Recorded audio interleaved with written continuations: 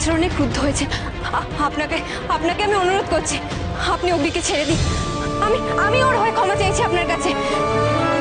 হে দৈত্যরাজ, এই মেয়ের কথা শোনো। এই মেয়ে আমার প্রাণ বাঁচিয়েছে। এখানে কেন এসেছো? কে তোমরা? আমি ভূমি। আমরা রূপনগরের বাসিন্দা। এখানে এসেছি আশ্রমের খোঁজে, দিব্যাচার্যের আশ্রম।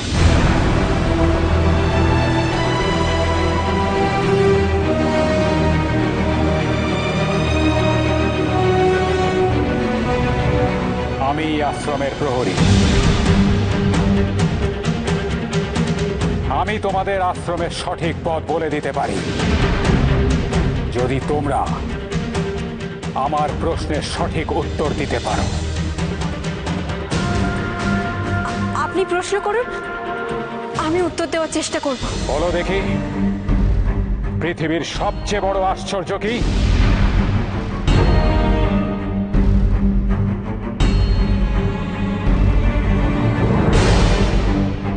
বেশ, এত বড় কঠিন প্রশ্ন করলেন আপনি। ভূমি, তুই কি জানিস এই প্রশ্নের উত্তর? ভাবছি।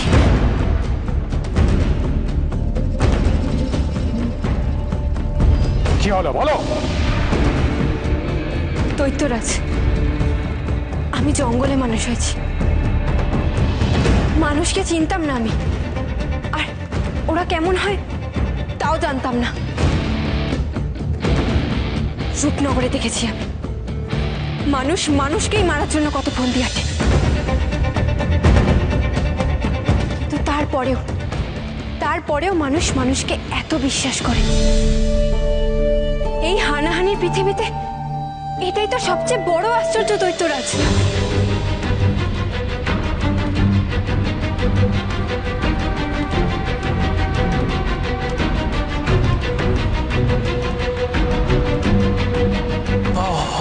কি অপূর্ব কথা, কি সুন্দর কথা সেনাপতি কন্যার মুখে শুনলাম। হ্যাঁ, আপনার এই কথা শুনে আমার মহারাজ দেবরথের কথা মনে পড়ে যাচ্ছেন। তিনিও এই ধরনের কথা বলতেন। দৈত্যরাজ, আমি কি সঠিক উত্তর দিতে পেরেছি?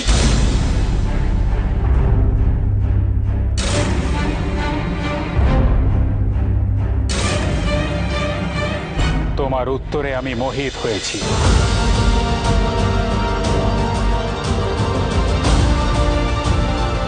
তুমি একদম সঠিক উত্তর দিয়েছ। এই পৃথিবীতে সবচেয়ে বড় আশ্চর্য বিষয় হলো বিশ্বাস। বিশ্বাস, বিশ্বাস। আর তাই তোমাদেরও বিশ্বাস করে ঝাঁপ দিতে হবে। আমি রাস্তা খুলে দিচ্ছি।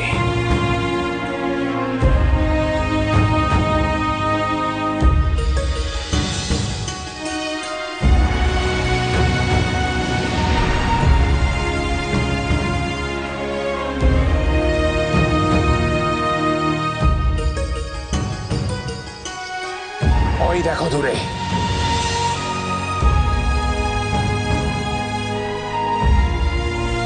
ঝুলন্ত পাহাড়, ওখানেই আছে আশ্রম।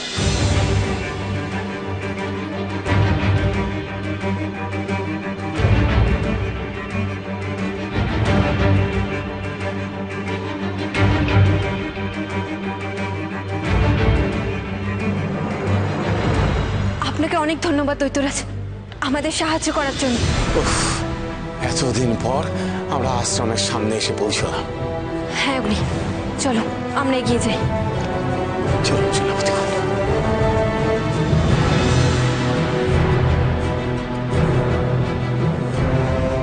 ওই দেখো ভূমি, ওই দেখো।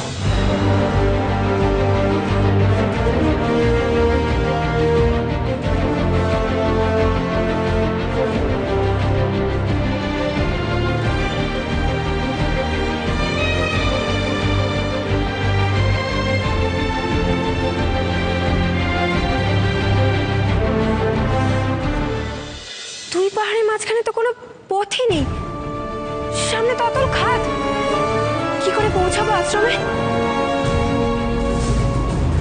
দৈত্যরাজকে একবার জিজ্ঞাসা করে দেখি।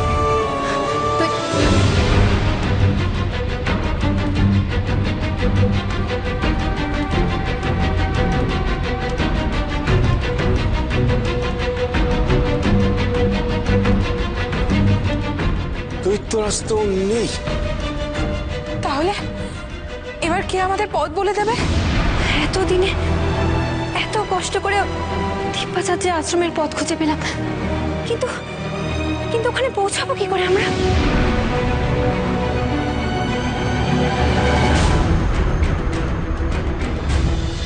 সোনার ওজনে নৌকা তো ডুবে যাবে।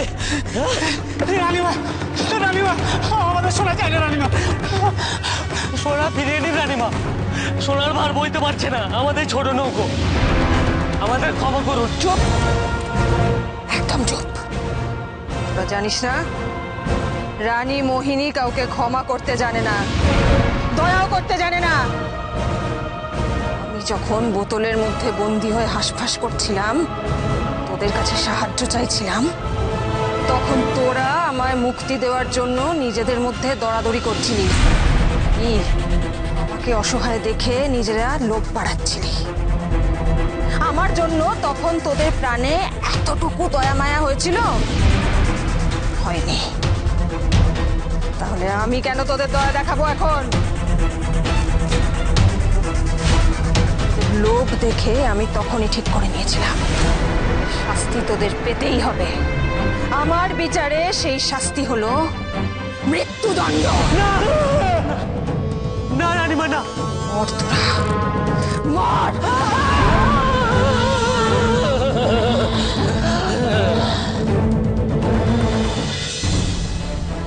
আর একটা রাতও কেটে গেল, রানীমা তো এখনো ফিরলেন না। ফিরছেনও না, আর কোনো খবরও পাঠাচ্ছেন না। এদিকে আমরা চিন্তায় মরছি। সে তো বটেই, ওদিকে কি অবস্থায় আছে কে জানে।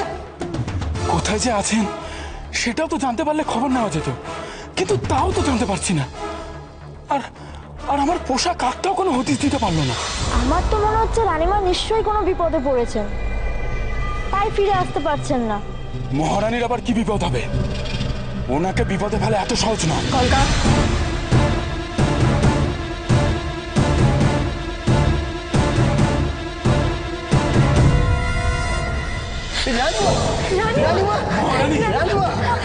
রানীমা, আপনি ফিরেছেন?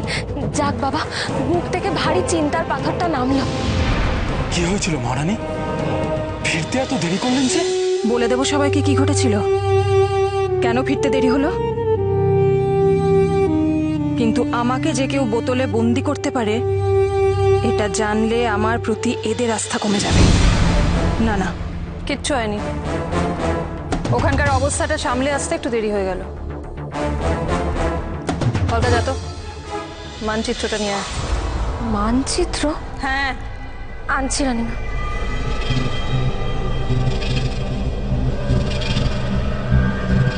ব্যাপারটা কি বলতো, এসি মানচিত্রটা চাইলো কেন? রানীমা, রানীমা, এই যে মানচিত্র।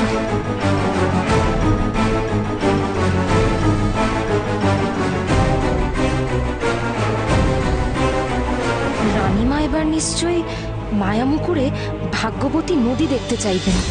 এক্ষুনি বলবেন নদী কোথায় দেখাও। দেখাও মায়ামুকুর, পবিত্র পুষ্করিণী কোথায়? কোথায় সেই পথ আমায় দেখাও মায়ামুকুর। পবিত্র পুষ্করিণী? এটা আবার কোথায়? নদীর বদলে পুষ্করিণী দেখতে চাইছে। এই নাম তো রানীমার মুখে কখনো শুনিনি। পবিত্র পুষ্করিণী কোথায় দেখাও। এই খাত পেরিয়ে আমরা যাবো কি করে? আমি তো কিছু বুঝতে পারছি না। এই খাত পেরিয়ে যাওয়া তো একেবারে অসম্ভব। যেভাবেই হোক খাদের ওপারে আমাদের পৌঁছাতেই হবে। ওই দেখো লক্ষ্মী প্যাঁচা, ওই তো অমনি লক্ষ্মী প্যাঁচা যখন এসে গেছে আমাদের আর কোনো চিন্তার কারণ নেই। লক্ষ্মী প্যাঁচা আমাদের খাদের ওপারে যাওয়ার রাস্তা বলে দেবে। তুমি একদম ঠিক বলেছো বন্ধু। লক্ষ্মী প্যাঁচা বুঝতে পেরে গেছে আমরা বিপদের মধ্যে আছি, তাই তো লক্ষ্মী প্যাঁচা আমাদের উদ্ধার করতে এসেছে। লক্ষ্মী প্যাঁচা, ও লক্ষ্মী প্যাঁচা, তুমি আমাদের কাছে এসো। ও লক্ষ্মী প্যাঁচা,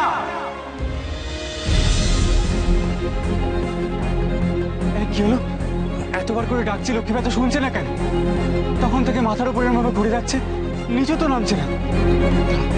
আরেকবার ডাকি, লক্ষ্মী প্যাঁচা, ও লক্ষ্মী প্যাঁচা, তুমি আমাদের কাছে এসো, আমাদের পথ বলে দাও। লক্ষ্মী প্যাঁচা তো তোমার ডাক শুনছেই না। কি হলো লক্ষ্মী প্যাঁচার? পথ দেখা লক্ষ্মী প্যাঁচা।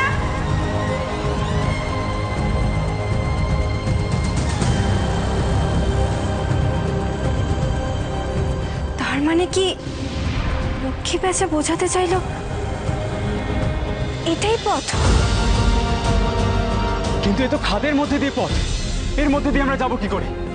আমাদের তো আর লক্ষ্মী প্যাঁচার মতো ডানা নেই। তাহলে এখন উপায়? উপায় একটাই, আমাদের ফিরে যেতে হবে। এত কাছে এসে ফিরে চলে যাব? অবশ্য এটা ছাড়া তো এখন আর কোনো উপায়ও নেই।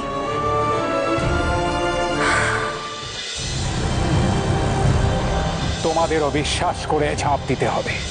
ঠিক কথাই বলেছিল জলের দৈত্য। বিশ্বাস বিশ্বাস নিয়ে গিয়ে যেতে হবে। হ্যাঁ, বিশ্বাস নিয়ে গিয়ে যেতে হবে। ভূমি, কি বলছিস? বিশ্বাস নিয়ে কোথায় এগোবি? এই খাদেই বিশ্বাস নিয়ে গিয়ে যেতে হবে। না সেনাপতি কন্যা, না না না না না, এমনটা করবেন না।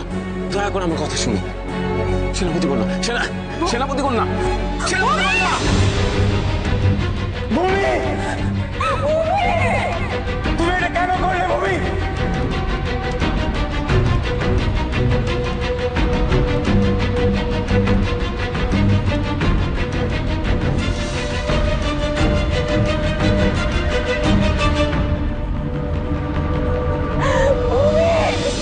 ভূমি, তুমি এটা কেন করলে? কেন?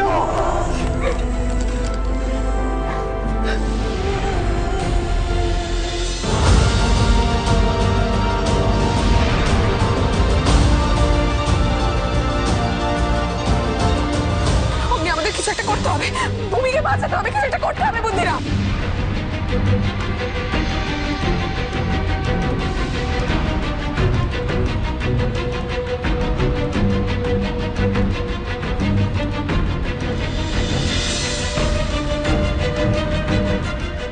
এ কি করে সম্ভব? ভূমি এভাবে উপরে উঠে এলো কি করে? বাহ, কি সুন্দর একটা পথ তৈরি হয়ে গেল, হবেকার রামধনুর মতো, স্বচ্ছ স্ফটিকের মতো। হৈমি, অগ্নি, বুদ্ধিরাম, তোমরা খাতে নেমে এসো, এখানে কোনো ভয় নেই। দেখো কি সুন্দর রাস্তা রয়েছে। ডাকছে আমাদেরকে।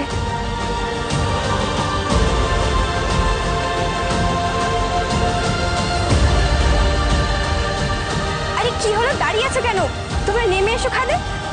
যুবরাজ, যুবরাজ, সেনাপতি কন্যা তো আমাদের ডাকছেন, বলছেন তো ওখানে কোনো ভয় নেই, আমরা যেতে পারি। হ্যাঁ বুদ্ধিরাম, চলো।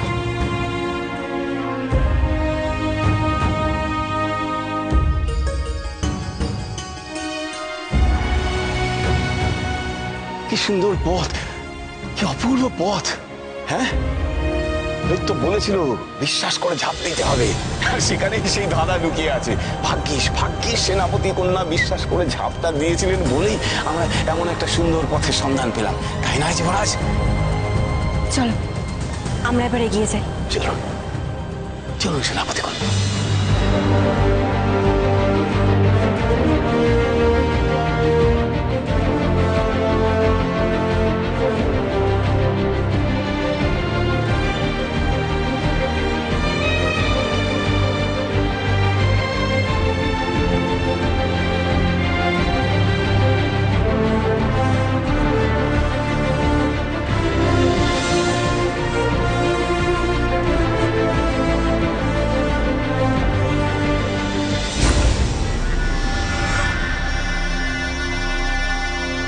ওই দেখ কলকা, ওই দেখ, ওই দেখ ছেলে মেয়ে দুটো।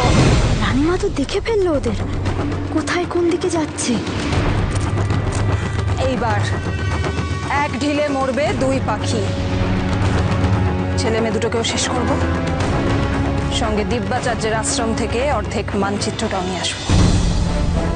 কিন্তু রানীমা, কিভাবে কি করবেন? তোকে জানতে হবে না, আমি কি করব সেটা আমি জানি, সেটাই যথেষ্ট।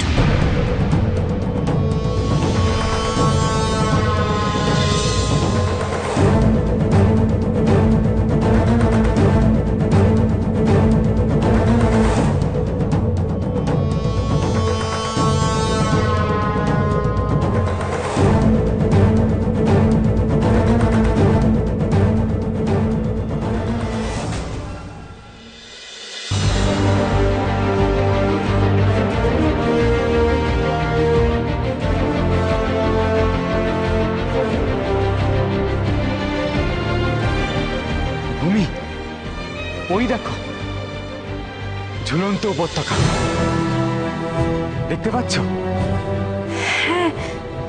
তাই তো দেখছি।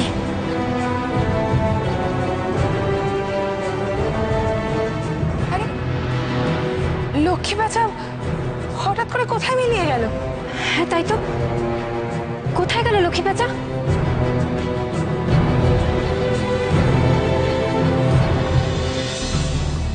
প্রণাম আচার্যদেব।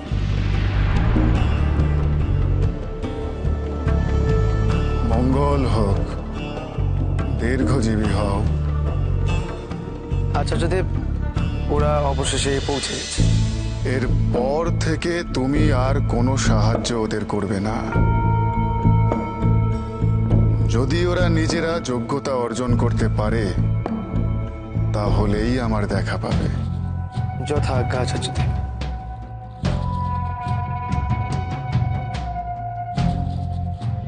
এসো।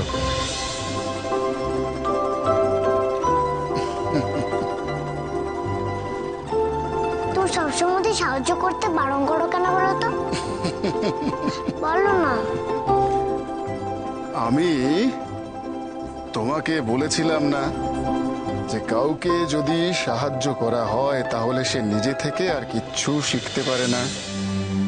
ও আচ্ছা, বুঝেছি। তুমি চাও ওরা যেন নিজের থেকেই ঠিক শেখে। একদম ঠিক, আমি এটাই চাই। আচ্ছা, আমাকে একটা কথা বলো তো। কি কথা বলবো? ওরা যেখানে আসবে আমার সাথে খেলবে তো, নাকি তোমার মতো সবসময় পুঁতি নিয়ে বসে থাকবে? যদি ওরা তোমার সাথে না খেলে তুমি ওদের ভীষণ বকে দেবে, যেমন আমাকে বকো। ওরা যদি আমার সাথে না খেলে তাহলে ওদেরকে আমি বকবো। ও, আমি ওদেরকে বকলে ওরা রাগ করবে না তো? রাগ তো করবেই না, বরং তোমার সঙ্গে খেলতে শুরু করবে। ওরা এত ভালো? খুব ভালো, ভীষণ ভালো। ওদের সাথে খেলতে হবে।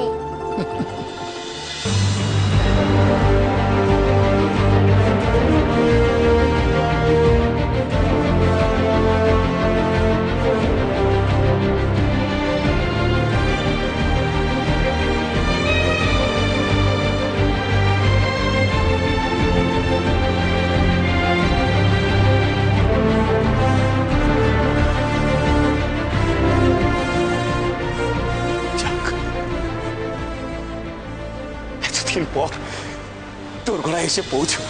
কিন্তু বুদ্ধিরাম, পাহাড়ের গায়ে পাথরের দরজা তো বন্ধ। একবার ধাক্কা দিয়ে দেখো না, যদি খোলা যায়। দেখছি, চলো বুদ্ধিরাম।